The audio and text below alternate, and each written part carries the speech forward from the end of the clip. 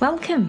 Hi, I'm Mikki, and this is Mikkipedia, where I sit down and chat to doctors, professors, athletes, practitioners, and experts in their fields related to health, nutrition, fitness, and well-being. And I'm delighted that you're here. Hey everyone, Mikki here. You're listening to Mikkipedia, and this week on the podcast, I speak to Dr Amy Goss, Assistant Professor and Researcher at University of Alabama in Birmingham, about nutritional intervention for fatty liver disease. Specifically, how a low carbohydrate diet can help with this condition. So we begin by talking about non-alcoholic fatty liver disease, how it develops, and the problem with it in a pediatric population. We talk about how Dr Goss's research shows that a low carbohydrate intervention effectively reduces fatty liver disease in both children and adults, and we discuss how her diet interventions also improved diet quality and how this rolled out and what their findings actually were. We also discussed some other projects that Dr Goss is involved in, including an LCHF approach with regards to improving overall health outcomes for metabolic health in adults, and some surprising findings on how fattening French fries might be compared to, say, almonds, a health food. You guys know I love a French fry. Like a fat chip. Okay, let's be fair, a fat chip.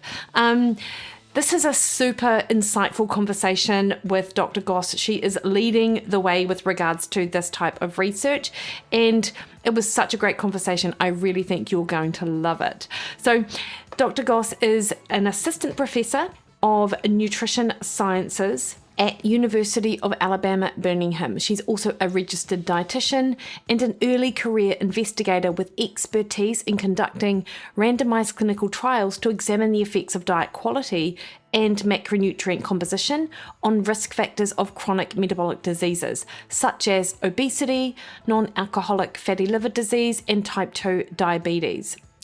The goal of her research is to identify effective, sustainable, and non-invasive dietary means of preventing and reversing disease with metabolic origins. Dr Goss specialises in MRI and MRS techniques for the assessment of fat distribution and organ lipid content in both adult and pediatric populations, and has recently conducted studies using the family-based controlled feeding experimental design aimed at improving outcomes in children with NAFLD.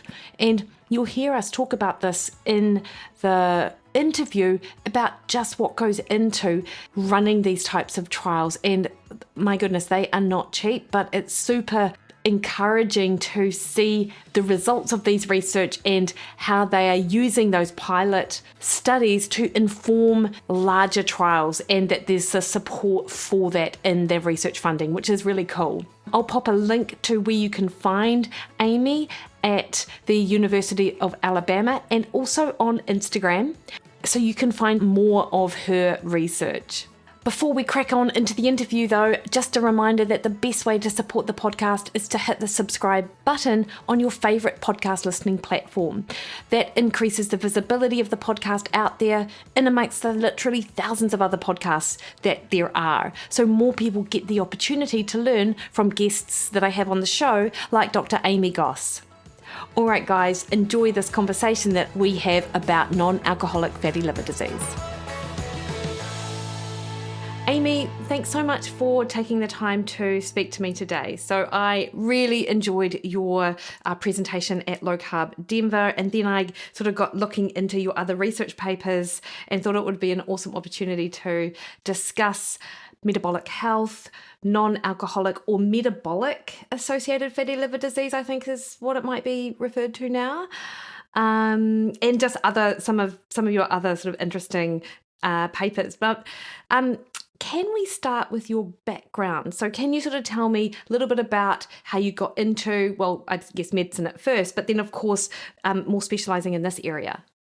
Certainly, yeah. So my background when my undergraduate degree was in dietetics, and I went to the University of Georgia, and then following my Bachelor's of Science in Dietetics, I moved to Birmingham, Alabama, where I went to the University of Alabama at Birmingham to do a dietetic internship. And it was really, doing rotations as a part of that to become a registered dietitian is when I sort of fell in love with the research side of nutrition, just sort of feeling like, we're counseling these patients on certain diets and, just sort of realizing how much or how many questions I think I still had about nutrition and what we didn't know. And, at that time, I was just learning about sort of the rates of all these different chronic metabolic diseases that were skyrocketing, that were then and still are now. And it really drove me to the research side of nutrition. So I decided to stick around. I did my master's and PhD there,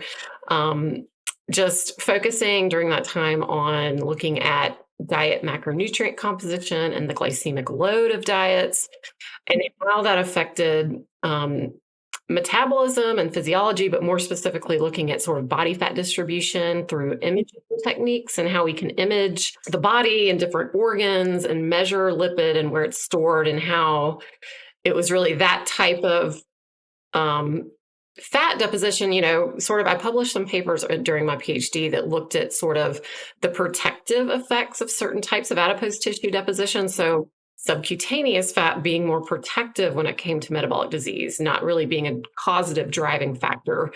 And then how other types of fat deposition in the visceral cavity and in organs was more so linked to risk of diabetes and risk of other chronic diseases that were sort of being driven by insulin resistance and poor metabolic outcomes. So that's sort of how I ended up, getting into this space in particular. So, yeah, I've got a few. I was just thinking as you were talking, I've got a few questions. When did you start your master's, Amy?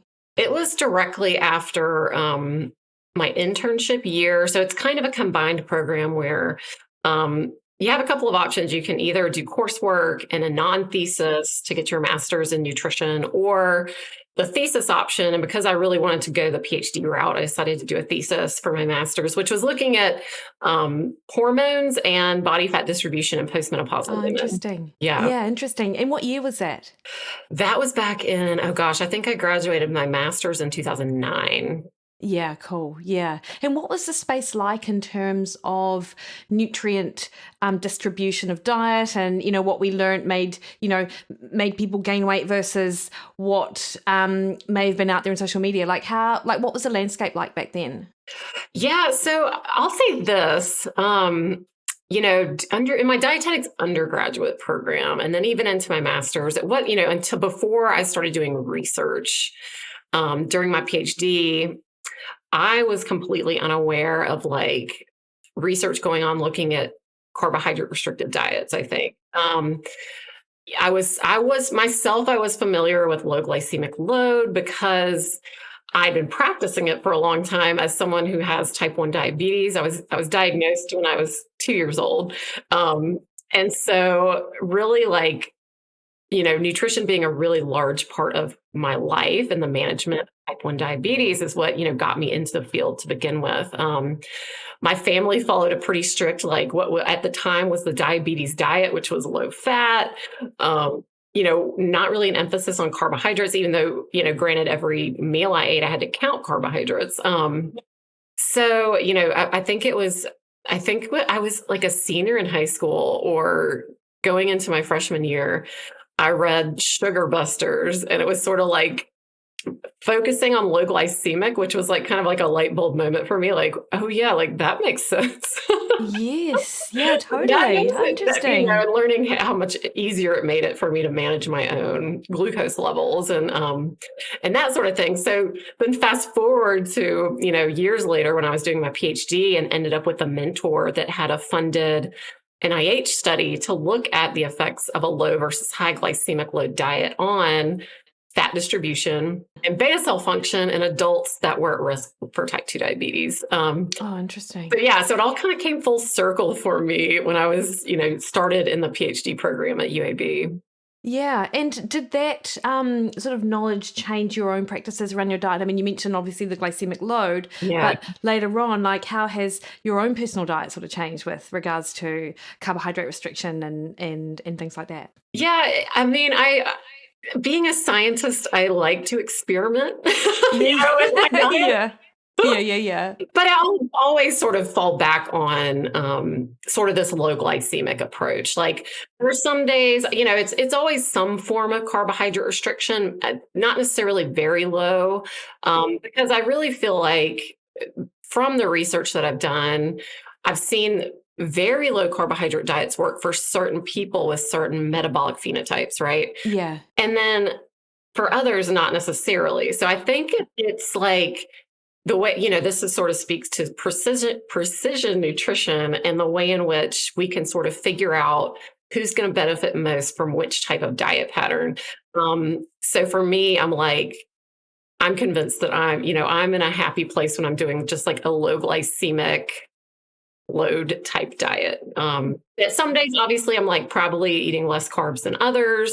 So I don't really like, that's sort of my general, rule of thumb and what I follow. So Yeah, and I love that. And it's like, I spoke to Andrew Kootnick on the podcast maybe 2 years ago now about his type 1 diabetes and sort of discovering the low carb. And, even though his diet practices himself puts him in that low carb camp, he was also much like you. You've got to work with, individuals have to find out their what's the sweet spot for them, and to keep their metabolic health and their energy and, much less stress, and just there's a whole ton of factors must go into it. And you can't just go, low carb for everyone, or don't worry about carb, or, that kind of thing. Yeah, it's something I've been asked that before, and I try being like a scientist, I try not to sometimes I'm just like, do I share how I eat? Because I don't want people to think just because I eat this way doesn't mean it's right for you. Yeah. So I think there are general principles around how you prevent disease and what a diet looks like to do that. But then also what I've learned, specific disease states may need to approach diet differently if the goal is to reverse disease and that sort of thing based on sort of your underlying metabolic phenotype and genotype. So yeah. And it's so interesting with that, because I do have a couple of questions about subcutaneous fat, and I will get back to them. But with what you say about specific disease states, because the latest stats out of the US, and I don't know what, I can't recall where this comes from, although I even was just looking at it a couple of weeks ago, 93% of adults apparently, or something quite dramatic, have some level of metabolic dysfunction. Is that, and you're looking specifically at disease states, and it sort of seems like we're talking to the majority of the population. Is that how you see it? Yeah, I mean, I hadn't heard that high as did you say 93%? Yeah, I think it was 92 or 93. It was 88, and then it had been revised to 93. And yeah, equally, they're both pretty high. Yeah, they're both really high. Yeah. Yeah. It's definitely something we see, really often. Like you've said, I've focused on both pediatrics and then also adult populations. And right now, I am funded to look in kids, and it's just, what we're seeing in kids right now is rather alarming, right? So, as high as 40% of children, maybe higher than that, because it goes way underdiagnosed, have fatty liver. And that's kids with obesity that also develop fatty liver. But then also, I've heard a number higher than 20% of all adolescents and kids have prediabetes. So it's really just a shocking number. And what's kind of even scary about that is what we're seeing from lots of data, that these diseases progress. It's a rapid progression in kids, right? Even more rapid than what we're seeing in adult populations. So it's something that, I think I've been encouraged to see, the level of funding that are, in the United States in particular, the NIH is willing to sort of fund these studies so we can look at these different diseases in kids and look at diet and different ways that we can address it, through different types of interventions at the family level is what I'm particularly interested in. But yeah. Yeah, no, that's awesome. So I did my master's looking at childhood obesity back in 99, and part of it was the, I think, what was it? It was doing some sort of scoping exercise to figure out, how to intervene at an environmental level. So we were sort of in the environmental space, which, like, obviously very difficult, but regardless, like, part of the process was asking parents about their children. And so we had the anthropometric measurements, so we knew how many children were overweight. But then if you were to ask the parents, like 1/3 of the parents who had overweight children didn't recognize that their kid was overweight. And it was, in fact, at that time, it was if you were what might have been considered of a healthy, normal weight, if it was, say, the 1970s, like if you were that kid, you were actually deemed the skinny kid. Like the whole normalization, I think, or at that time, there was this normalization of this excess sort of body weight, I suppose. Amy, like, do you have any thoughts or opinions on that side of things? Yeah, that does. Yeah, I have read papers around, sort of around that topic. It's definitely not my area of expertise. That sort of like the psychology that goes behind, sort of that normalization of what once was considered the standard versus, we have a whole society that it looks different now, right? And so it's sort of this. It's what people are now used to, right? And that's not to say, part of our research too is looking at sort of this metabolically healthy, overweight and obese category that it doesn't exist. And like I've hinted to earlier when we were speaking about the body fat distribution, like, you can't necessarily attribute metabolic disease to obesity per se, or to the fat deposition, because I believe those two things can coincide, but it's not necessarily certain types of body fat storage is driving metabolic disease. I think it's sort of like the diet environment interacting with the genes and the phenotype to result in these chronic diseases that we're seeing. Yeah, so because you mentioned that, and I am aware of it as well, that the subcutaneous fat is a protective mechanism of the body to protect the bloodstream from having too much glucose or too many fatty acids and the complications there. So is what you're saying that, and we'll just speak about kids because that's what I want to sort of move on to as well. But, kids who might look a little bit bigger, it might be that they've got this protective mechanism in place that might be better for them in the long run with regards to where they can store fat.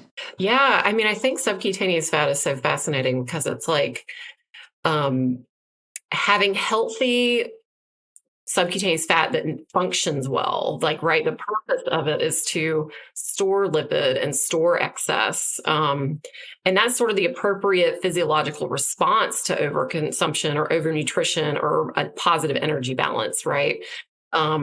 It's when that subcutaneous fat stops functioning properly and storing lipid the way it's supposed to, is when we start to see this deteriorating metabolic environment and metabolic health. So it's just a very interesting, so you kind of have to untangle what's happening with obesity versus like how diet's directly affecting the metabolic health side of things. Yeah. And what causes a dysfunction in that subcutaneous fat? Is it the diet? Yeah, I think there's a lot to be learned here, because we know that it can become fibrotic. It can, macrophages or inflammation can be infiltrated into the subcutaneous fat that does affect the function. And I think there's just like a lot of factors that can affect it. And I think it can be a direct effect of a poor diet quality.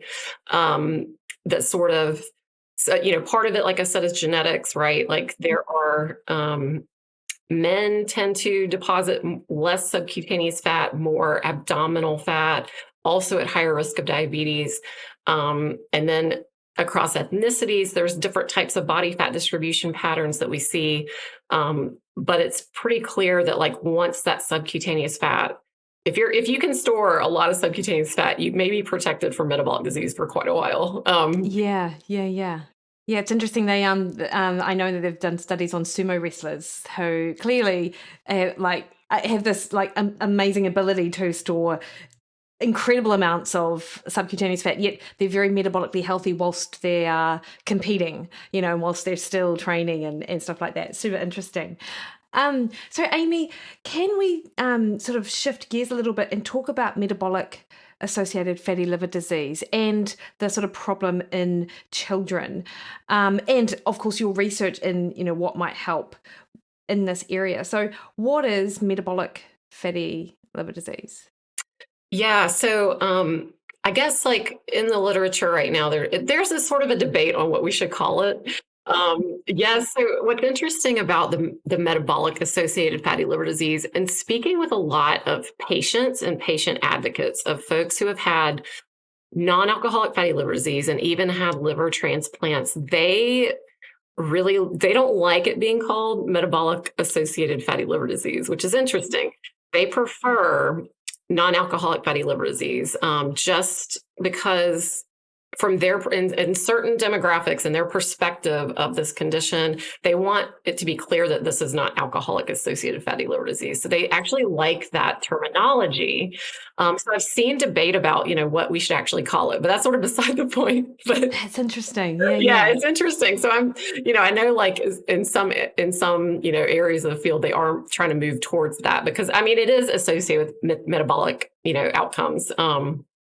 Essentially it's liver fat deposition that's considered pathological, anything really above 5% lipid deposition that's not driven by alcohol, but it is technically driven by a number of factors, including dietary intake is the primary driver, but when that's combined with sort of fatty acids that are being mobilized from adipose tissue and a suppression of fat oxidation in the liver causes this pathological deposition of liver fat. And it's really anything over 5% if you're measuring it by like an MRI or using or spectroscopy. So it's a very low threshold, right? It's like either you don't have it or if you get over 5%, you have it. And we've seen anywhere upwards of like 50%. So it's a wide range of liver fat deposition that we see clinically. But also once you start to deposit liver fat, it's thought that that's going to be the primary driver of hepatic insulin resistance. So the liver is sort of like, a major site for glucose metabolism, for insulin clearance in response to a meal, once insulin secreted in response to a meal. So there's a lot of things. The liver is like this metabolic driver, right? It's the primary site of fat oxidation. So once you're kind of shifting toward fat deposition and away from this fat burning in the liver, that's when we start to see these like metabolic abnormalities start to emerge. Yeah. And obviously we've sort of talked about some of the risk factors for dysfunctional fat tissue. Are they the same risk factors for fatty liver disease? Yeah. So with fatty liver, as I mentioned, like the diet drivers, essentially it's like a high glycemic diet that where essentially like your insulin level's high, you're shutting off hepatic fat oxidation and engaging in hepatic de novo lipogenesis, which is contributing to this suppression of fat oxidation, which is the manufacturing of lipid in the liver from other substrates. That lipid is more likely to be stored when you're suppressing the fat oxidation in the liver. Again, so as we were mentioning about the subcutaneous fat, if there's sort of this background of insulin resistance in peripheral tissues like adipose tissue, where insulin is no longer suppressing lipolysis like it should, and you're mobilizing lots of free fatty acids, the liver's being exposed to all of this, right? So then you just have kind of the perfect storm for liver fat deposition. And over time, we used to think this was a condition that we only would see in adults later in life, but it's happening really quickly in these kids that really can be, I think it's being driven by poor diet quality and really high intake of different types of foods with lots of added sugar, sugar-sweetened beverages, fructose, all these things are kind of like creating the perfect storm for this to happen. Yeah. Does activity play a role at all, Amy? So is it or are active kids protected? Like, what's the relationship there? Yeah, I know there are plenty of studies showing that exercise can reduce liver fat. And I think, being physically active for some people can play a role in protecting against this. But then, we have plenty of kids that are, they play sports, that sort of thing, still have fatty liver. So it's not just like a blanket, these kids are all very sedentary because they aren't necessarily, so I think physical activity is really important for these kids to focus on as a part of like a healthier lifestyle. But also like in my mind, the primary driver has got to be this addressing the diet. Yeah. And just, do you have any opinions on, I mean, it's such a, not a loaded topic because there are so many places, so many reasons why people eat what they eat and what kids eat what they eat. But any thoughts around that? Like, what is it just that the diet is just so different now than what it was 30 years ago? And is it school lunches? Is it the issue in school lunches? Like, what do you think? Right. Yeah. So, it's hard for me. I know with school lunches, there's some problems there with, the guidelines that schools have to adhere to. But ultimately, that's part of the problem.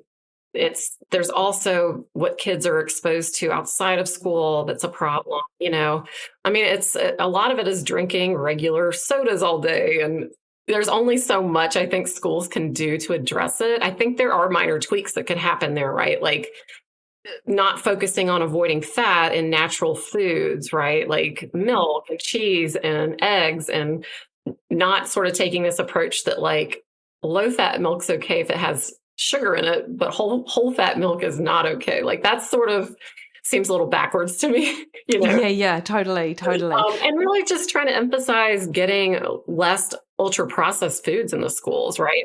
Even though they might meet some other like guideline, like being low fat or being a certain calorie level. I think trying to move towards a system that could emphasize more whole foods that are low glycemic, higher in fat, that are naturally occurring could be beneficial in the schools. Yeah. Yeah, and just have more nutrients. Like that's the thing, right? It's like all the other nutrients required. It's interesting, Amy. I was at Costco. It's just arrived here like a year ago in New Zealand. Yeah, and at Costco, you can feed your kid for like $3.50. You could have dinner for $3.50. You get a hot dog. You get two refills of some sort of soda thing. There is Pepsi Max. So there is a sugar-free option, but the majority of them are sugared beverage and fries and the rest of it. And there were just families sitting there eating at Costco, and food is so expensive, and the type of food that is available to people is just it's even more so. It feels even more so now than it has ever been. Yes, that is so true. Like it's a challenge, right? It's expensive. I can go into talking a little bit about our family-based intervention where we're trying to feed families their groceries for months, and trying to follow, a really nutrient-dense diet that's whole foods based is really expensive, especially if you're a family of, 4, 5, 6, 7.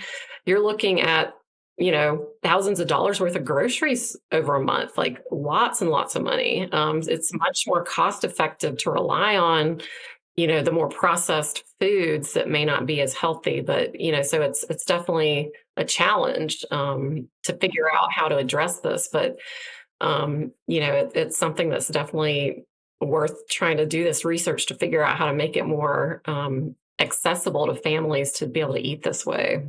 Totally. So, Amy, on that then, can we talk about your research and your family intervention? So give us a little bit, obviously we had a bit of the background, but talk us through what you did. Sure. So we did a pilot study several years ago that I think we published the results in like 2020 or 2021, where we did a pilot study where we did a family-based intervention with 2 phases. There was like a short controlled feeding phase where we fed the family groceries for just 2 weeks. And then a 6-week sort of free living phase. And then our purpose was to, it wasn't a weight loss diet. So we wanted to weight maintain the children, but just simply manipulate the macronutrient composition of the diet. So we tested 2 diets, one that was moderately carbohydrate restricted. So like 90 to 120 grams of carbohydrate per day, higher in fat, versus a low fat diet that was higher in carbohydrate. And we held the protein content constant on both diets. So the diets were both designed to be like minimally processed, high quality. So we could really just kind of get at if there's some unique effect of like the carbohydrate fat content of these diets. Yeah. And what percentage, Amy, of calories would have been from carbohydrate in those two scenarios? Yeah. So the lower carb, so the percentage varied a little bit depending on the calorie level for the kids. Yeah, We really wanted to clamp it at like less than 120 grams a day. So it was probably around like 15% carbohydrate. It was under 25 for each kid, but yeah, so around like, so it was pretty low. Yeah. And then, and obviously you're going to have the same variation with the high carb diet, but what like more up around the guidelines of 55 or that's 45 right. or yeah, it was, I think it was 55% that we aimed for that diet. Yeah.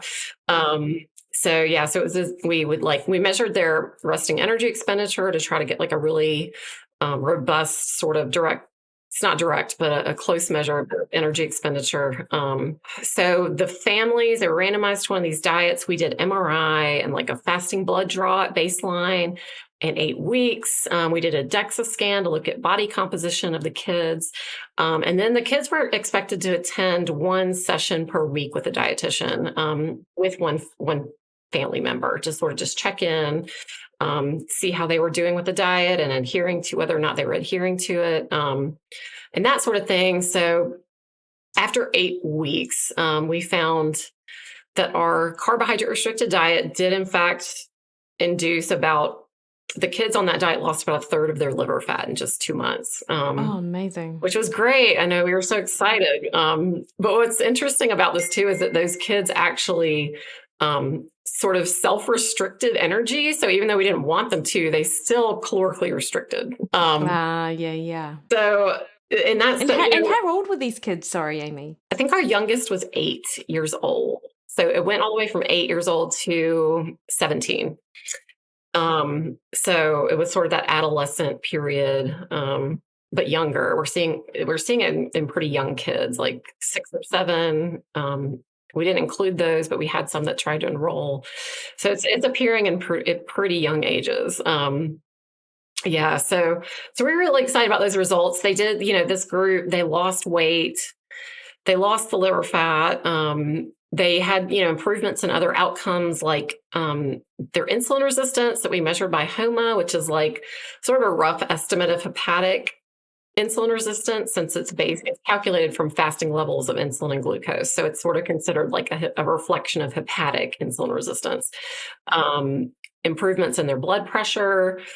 They lost abdominal fat mass. So we just across the board saw these like really great outcomes in just 2 months in these kids, which, we were surprised. Like this, it's sort of an age group that's really tough to do an intervention with. Yes. Yeah. And were the entire family following the same approach? Yes, that's what we asked them to do. So like the grocery delivery delivered enough for the entire family to have meals together. And do that. And it's sort of, we didn't have the money to do it longer, which we do now in our larger intervention that's ongoing now. But at the time, this was like a pilot study. And we sort of thought of it as like, we'll deliver groceries for 2 weeks, sort of get them accustomed to like the types of foods they should be shopping for. We'll provide them all the menus for the entire 8 weeks, the recipes, the grocery list, but we can provide the food for at least the first 2 weeks. So, amazing. So post that 2-week grocery haul, they then went on to buy their own food, etc. Mm-hmm. Yep. We tried to design it to be like relatively budget friendly. They were given every detail, like this is the food to buy. This is, the menu, this is how much the child needs. And so,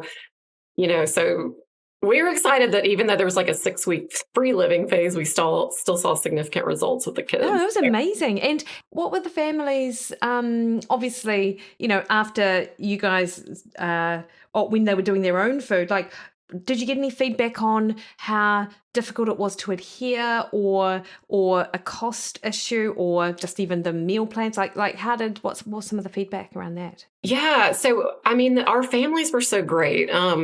We obviously we've had dropouts, right? If the kids are just too picky, there are just reasons why they would drop out. But a lot of the kids that were in the study, they would tell us this was so much easier to follow than we thought it was going to be. They enjoyed the food. The parents would come in being like, we feel amazing. We've lost weight. Even though we weren't really collecting data on the other family members, there was sort of this I was trying to trickle out effect or whatever. They were all sort of having these positive benefits from what they were doing. So it was all very encouraging, So in general, we get great feedback from the kids. They don't think it's that tough. And it's a lot of food. Once you sort of strip away a lot of these like calorically dense foods that are, highly processed, it ends up being like a lot of food to eat like a weight maintaining diet. So I think they feel satiated. So we just get a lot of positive feedback for the most part. Yeah, amazing. And then you use the results of your pilot study to inform your now larger study. Mm-hmm. Yes. Yeah. So once we got this pilot data published, we went in for an R01 grant, which is, it's a grant from the NIH that it's over 5 years and it's roughly like $500,000 a year. So about $3 million, over $3 million grant. So we went in back in 2020 and it was successfully funded. And we started recruitment about a year ago on that. So essentially with the larger trial, it's instead of, this first one was just 8 weeks. This one's going to be a 6-month trial. We have the funding to feed the families for the first 3 months of the study. So we have dietitians, they design the diets, they meet with the families, they schedule like grocery delivery through Instacart or Shipt I don't know if you'll have that where you are. No, I know what you're talking about. We don't, but I know what you're talking about. Yeah. So they get their weekly grocery delivery and sort of the same sort of framework that we used with the pilot, but it's just like sort of we're trying to recruit 80 families over the 5 years. We're doing, we're still doing the MRI at 3 different time points. So we do baseline after that feeding phase, and then after another 3 months where we're calling it like a free living phase, that they're expected to continue on the diet. So we're just kind of seeing if they can maintain it after we're not providing food. And will they still have dietitian meetings in that free living phase as well? Yes, what they do, it's less frequent. So I think at that point, it's twice a month they check in to kind of see how it's going. And we try to collect food records to see what they're eating during that phase and that sort of thing. And I think, what's interesting, this new study too, we're doing some more rigorous metabolic testing with the kids. So at baseline, and then it's at 3 months after this controlled phase, we're doing a euglycemic hyperinsulinic clamp with tracers. So these labeled glucose tracers. So we essentially can figure out specifically if the liver insulin sensitivity is improving with depletion of the liver fat. So I think that's going to be some really exciting data to get. And then also one of our aims is to sort of look at the plasma metabolomics, sort of like untargeted metabolomics, where we can see if there are any sort of like signatures around different metabolic pathways that may be changing in response to these different diets that's linked to liver fat and depletion of liver fat. So I think we're going to end up some really nice sort of data from this. Yeah. And what would that tell you, those plasma metabolites? Yeah, so the metabolites, our hope is that sort of we can identify some biomarkers that either are really closely associated with degree of steatosis, and then also that track with change in liver fat. That could be like a non-invasive and inexpensive way of like tracking liver fat long-term. and over time with these kids.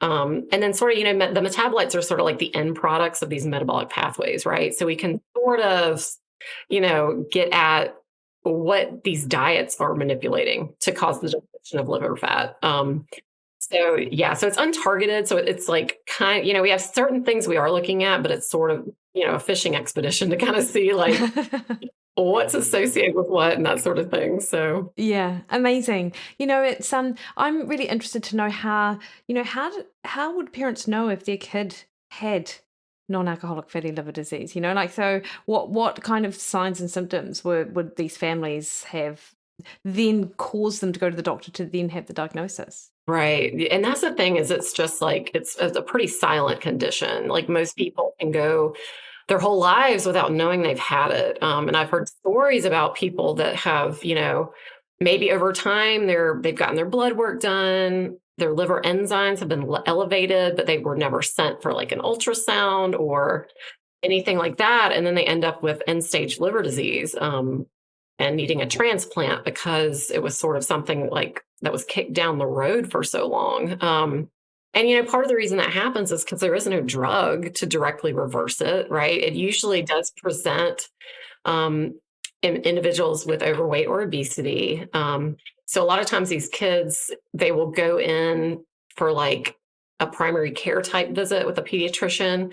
And over time, if there's persistently elevated liver enzymes, sometimes they'll be sent to do an ultrasound, but not every time. So we work closely with UAB. Well, so Children's Hospital of Alabama, which is the largest children's hospital in the state, is like right across the street from our department at UAB. So we get to collaborate with them pretty closely, the physicians over there, and it's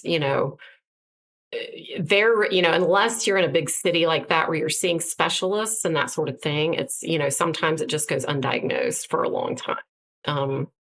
And Amy, is are triglycerides and insulin and glucose, like, are these blood markers at all helpful that you've seen? Like, is there? Yeah. Sometimes, not always. And what's so interesting, I think that's why we like desperately need some sort of biomarker that's reliable, right? Like, because even the liver enzymes can be very like unpredictable and not necessarily reflect the degree of liver fat and how serious it can be. So I think the fasting insulin could be a great marker in some people, maybe not everyone, because it can reflect that insulin resistance, right? That's associated with the fatty liver. And then also, the triglycerides are frequently elevated with non-alcoholic fatty liver disease. Those are some more. I know there's some like surrogate when there, studies have sort of published different surrogate ways of measuring liver fat with these different sort of blood markers. I think there's still like a lot of work to be done. Something that we can sort of hang our hat on, that it can be a great sort of tool for clinicians. Yeah, for sure. And, I'm thinking about the load of carbohydrate in the restricted group. It's actually like, if you're coming at it with a low carb lens, it's actually not that low carb compared to, say, a ketogenic type diet. Like what kind of carbohydrate intake would these kids, or would kids in general, normally be eating? Do we have that data? In New Zealand, we don't know what we eat. Like, last nutrition survey they did was 2008, 2009. So, very out of date. Yeah, I would say, gosh, I'm trying to think of something that's been published in kids to sort of give an idea of what like the general population is eating. I'm assuming it's really high carb, because that's what, when we collect baseline information on our kids that enter the study, it's high carb. It's really high. So I would be surprised if it was anywhere near like moderate to low, that kids are typically eating, yeah. And then is there any, and I guess, if you can get the success with this moderate carb intake, then there's no real requirement maybe to lower it further to see what a ketogenic diet would be, because then that would just, you'd have, I'd imagine, issues with adherence and a whole host of other things, I guess. Did that ever, when you were designing the study, you were ever thinking, I wonder what this would do? Yeah, that was a major consideration because I've done studies with ketogenic diets and we've prescribed it clinically in our department to people. So I've seen firsthand like the major metabolic benefits that can come from that in certain populations. So, in designing the kids study, we just thought it would be like a tough sell, and that, it's this push and pull, like you said, with adherence, right? Like how drastically do we need them to change the diet to see the benefits that are going to be clinically meaningful? We were able to pull that off with allowing the kids to have like 30 to 40 grams of carbohydrate with each meal, which is still, and it's granted they're low glycemic carbohydrate sources. Like, what are we talking, lentils and... we're talking like basmati or it's real. I'm trying to think what kind of stuff we had. Like they would get some carbs from like really high fiber, like pitas or wraps. Everything just had to be high fiber and low glycemic, like some like sweet potato maybe, or we tried to keep like the white super starchy stuff off the diet. So it wasn't rice or like white potatoes or pasta. So we tried to focus more on like the non-starchy vegetables, got plenty of those, probably got some carbs from like yogurts and things like that. Carbs from fruits that were pretty low glycemic, and that sort of thing. So yeah, nice. And Amy, with metabolic associated fatty liver disease, like, are we just not aware of what an issue it is? I don't feel like it gets a lot of airtime out there where, the focus is on, obesity and type 2 diabetes and things like that. But this is a real concern, or it feels like a real concern. Right. I know the numbers we see with fatty liver, I feel like they're so much lower than what they really are. Like there's so many people walking around.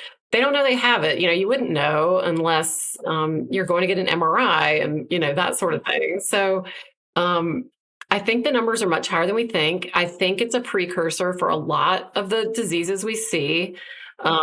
The hepatic insulin resistance is sort of a driver for a lot of different metabolic diseases. And again, the liver is the primary primary place where fat oxidation occurs, right? So if we're talking about body weight, if your liver is not oxidizing fat, then you don't stand a chance of losing weight or like maintaining your body weight.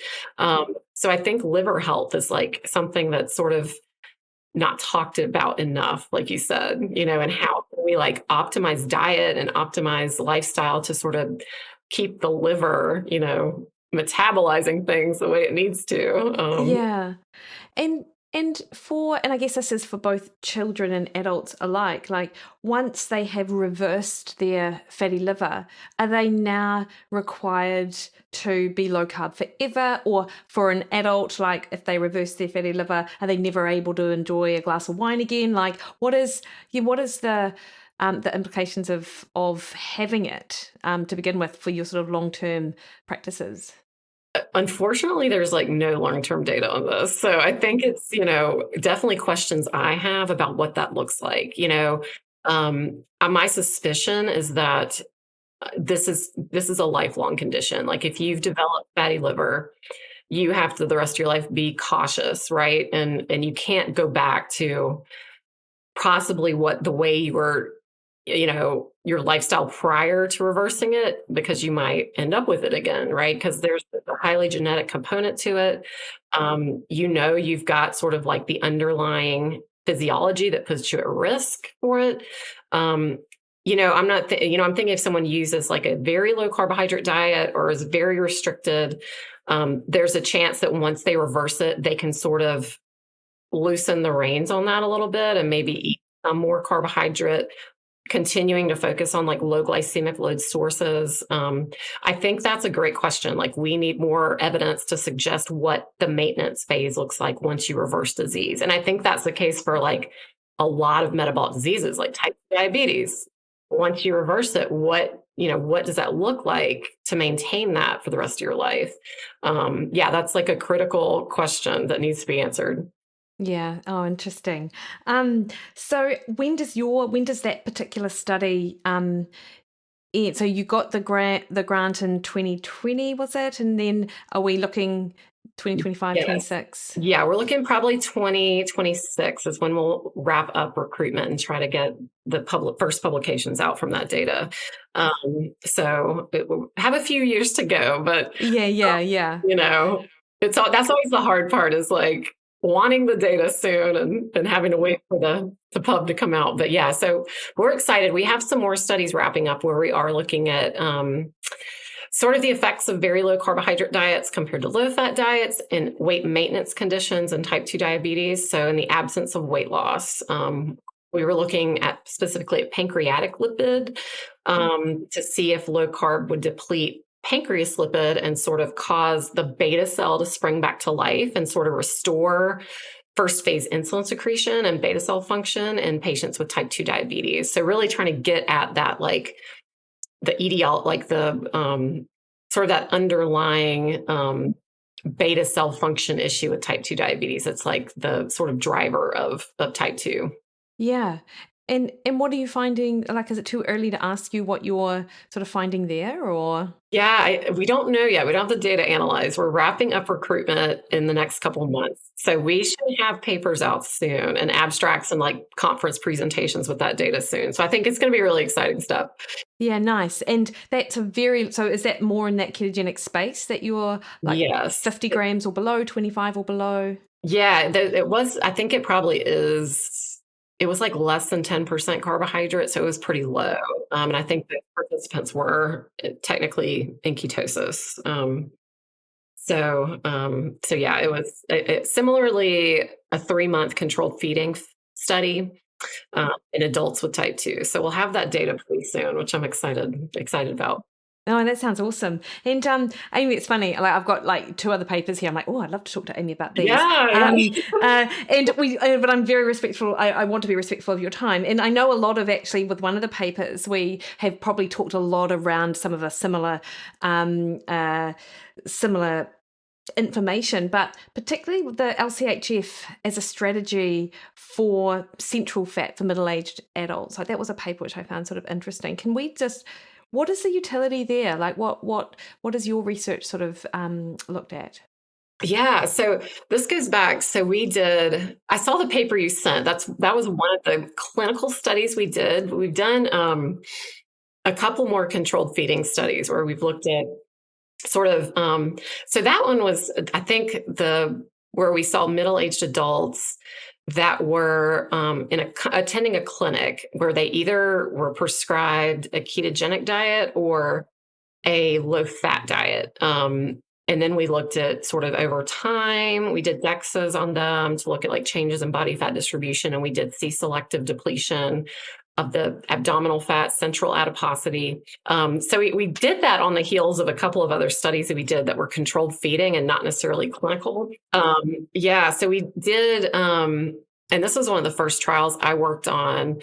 It was a weight maintenance study over 2 months where we did a high versus low glycemic load diet that was, it wasn't like very low carb. It was probably 40% carbohydrates. So still pretty high. So in gram amounts, and again, obviously this is going to change individual to individual. Like, yeah, is it around? It was 200? A lot. Yeah, it was like over 200 probably. Depending on their energy needs, because we clamped it at the percentage, so it's going to, vary in the grams. But we found that in 2 months, the participants without weight loss on the low glycemic diet lost, I think it was 15% of their visceral fat, and that was measured by CT scan. So specifically that fat that's around the organs in the abdominal cavity, which was like, we were like, where'd the fat go? Yeah. And so is that like obviously significant, but is that like in absolute amounts, is that quite a change in what you can see? Yeah. Well, what's interesting, so like, relative to total body fat, the visceral fat cavity in that age group is like, it's pretty small when it's talking absolute amount. But so they didn't lose weight. So we speculate one scenario that could be true is that they are technically like redistributing that lipid somewhere to like more metabolically healthy depots, because of the diet, because insulin's down, potentially affecting inflammation and a bunch of different things. So that was one study we did. And then another one we did that was controlled feeding with the same diet. So low glycemic, high glycemic, controlled feeding. This was a crossover study. So all the women consumed one diet for 8 weeks and then switched to the next diet for 8 weeks. And again, we measured like beta cell function, insulin sensitivity, the body fat distribution. And we found with the low glycemic diet, the women selectively depleted their visceral fat, their intermuscular fat was depleted. And then also that low glycemic group retained lean mass, whereas the high glycemic group lost lean mass. And again, this is in weight maintenance. So it's just like the change in body composition and fat distribution. And then also we saw improvements in insulin sensitivity and beta cell function in response to the low glycemic diet. And it was really doing those two studies that kind of set us down the path of looking at more restrictive carbohydrates diets. So we did the low glycemic and then followed that up with several like ketogenic diet studies, looking at how that affects body fat distribution and also beta cell function, insulin sensitivity, and all the metabolic outcomes in different populations. Yeah. And did you find an enhanced response? Yeah. Well, so what's interesting about it, the one study we haven't published yet, where it's like designed to be weight maintenance. So we haven't published that yet. But the one we did with ketogenic diet in older adults, with a ketogenic diet, it's so hard to weight maintain somebody. Like you put them on the diet and they lose weight. So it's like, it's virtually impossible to keep the body weight maintained, to look at specifically if there's some unique effect of like the low carb, high fat in the absence of weight loss.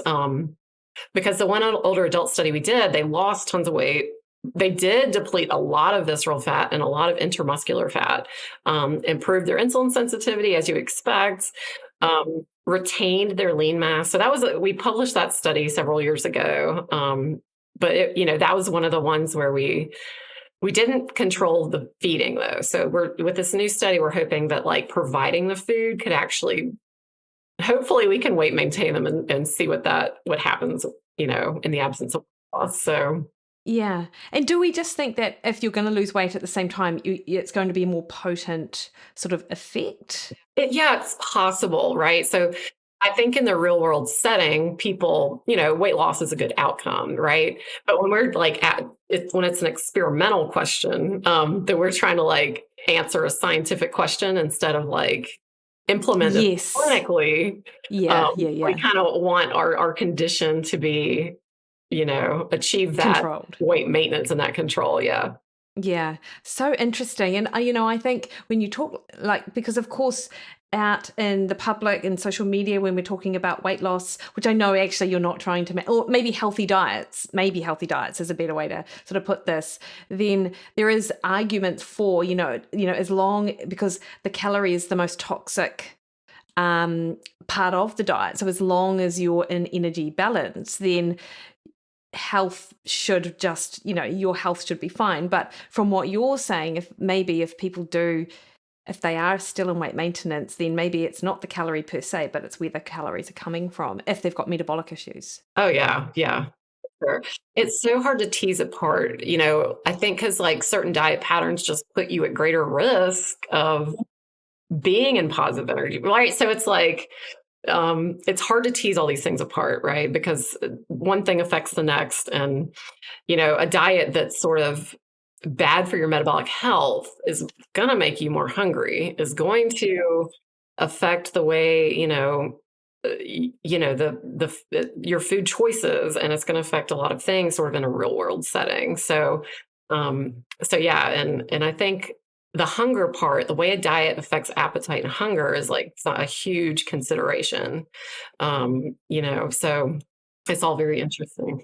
No, I agree. Amy, now very quickly, because I don't think this will take much discussion anyway, but I am a fan of not French fries per se, but I do like a pub chip, a nice big thick pub chip. And so I was really intrigued by your study that looked at, hang on, what's going to happen whether or not we eat French fries versus almonds, for example. Yes, I know. I love this study. This was a very, an interesting study that, I was not a lead on this one, but I was fortunate enough to get to be a part of this team. So, David Allison and Daniel Smith were the PIs of this particular study. It was sort of wanting to prove, there were so many epidemiological studies coming out saying potato consumption was such a major driver of obesity and weight gain, right? So with like increasing servings of potatoes per day, you're increasing your likelihood of having obesity. And really there's so many problems with sort of singling out individual foods like that when it comes to looking at how food affects health. And, we know it's an overall dietary pattern, right? That, you can't really kind of demonize one food in particular. So we designed a study. David Allison has done so many studies like this where you take a myth, what you would consider, or something that is sort of accepted as something that drives obesity, whether it's like not eating breakfast or things like that, and sort of actually designing a randomized clinical trial to test it, right? To see if it's actually true.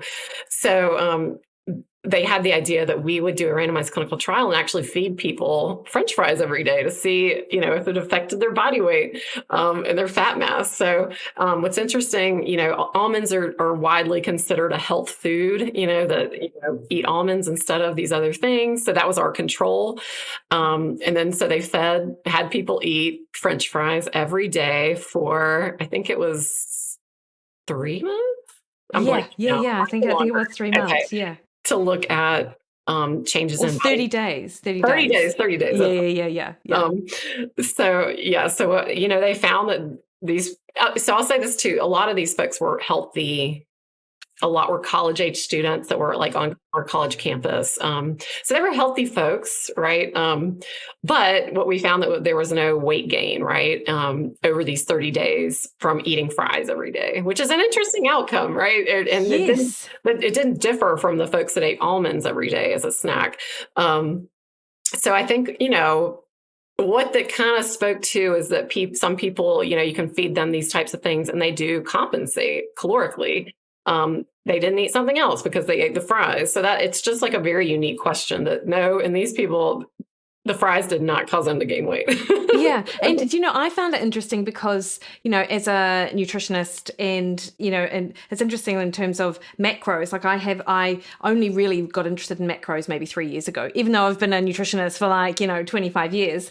But and in my head, I used to catastrophize things like enjoying every once in a while, like I say every week, all right, fries at a pub, and I would completely avoid them because of that kind of belief, I suppose, that there are just going to be certain foods that are going to be uniquely fattening compared to others, So right. That's right. An important point. Yes. Yeah. Even we talk about these dietary patterns, and it's. I think the background of all of that is like you still have to enjoy food, right, and not. And, like you said, like if you want to have fries or chips, as a part of like your diet, it's just important to keep in mind, like to not be too restrictive, like allow yourself to do those things, but also keep in mind, like what you're doing maybe 80 or 90% of the time probably needs to look a different way, So. 100%. Yeah. I follow someone in there, like there are always trade-offs. I don't know. There like, in nutrition, there are always trade-offs. Right, and so if enjoying makiki fry means that I miss out, that I just decide, choose not to have cheesecake or whatever, actually that's fine with me. Yeah. Yeah. Because that's a pattern thing anyway. Right. Exactly. Yeah. Amy, you're involved in so many interesting studies, and I'm really looking forward to sort of following along with, your research as it unfolds.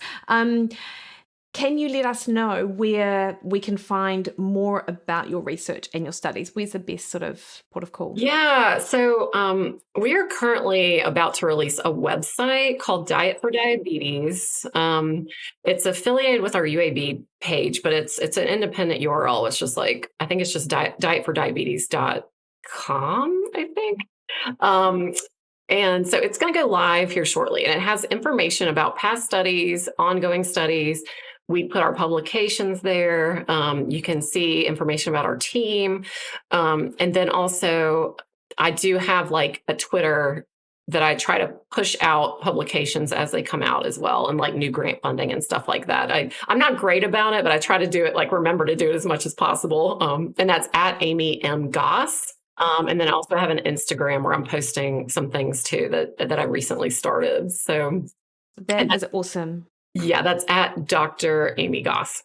That's lovely, Amy. Thank you. I will put the links in the show notes, and that website will be super interesting. And I think also for people who might want to have, if they go to their doctor and they're looking for solutions, even them alerting their doctors to these types of resources is just great for that. Yeah, and we're going to try to post sort of menus and information about the diets that we're using in our studies as well.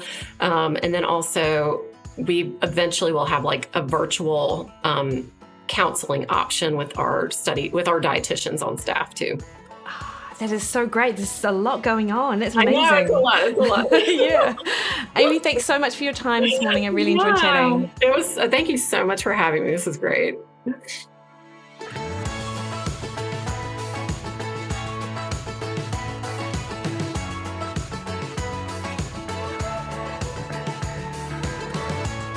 Alrighty, hopefully you enjoyed that. I certainly really enjoyed chatting to Amy, and I'm really excited about, the future of this space with regards to the types of trials that her and her team are running.